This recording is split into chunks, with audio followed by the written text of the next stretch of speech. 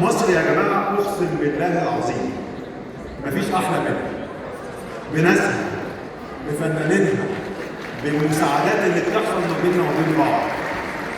بلدنا مفيش احسن منها. يمكن قبل ما اخش في الكلام انا شايف الجمهور كابتن حكيم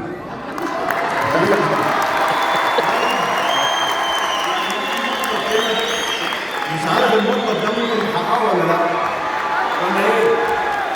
ممكن تطلع لو سمحت، ممكن لو سمحت.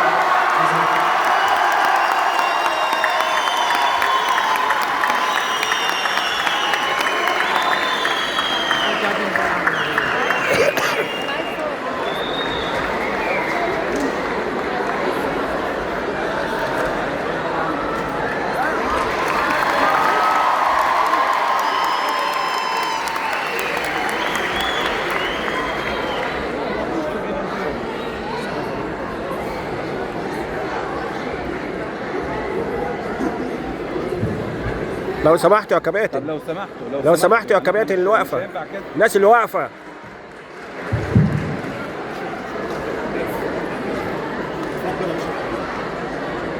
السلام عليكم.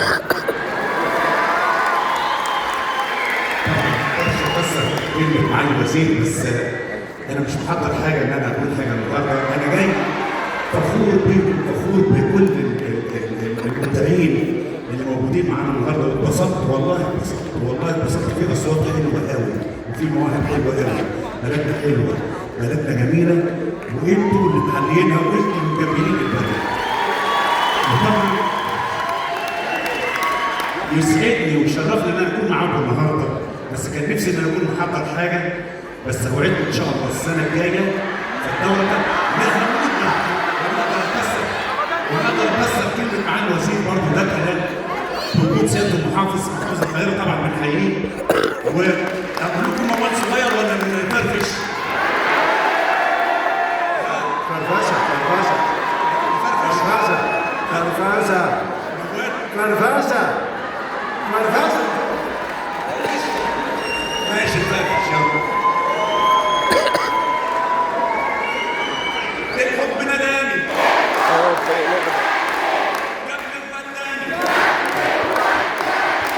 على الحلو رماني واحلى وزماني حنقول من تاني. الحب نداني جنب وداني على الحلو رماني واحلى وزماني مش سامع حاجه. خطف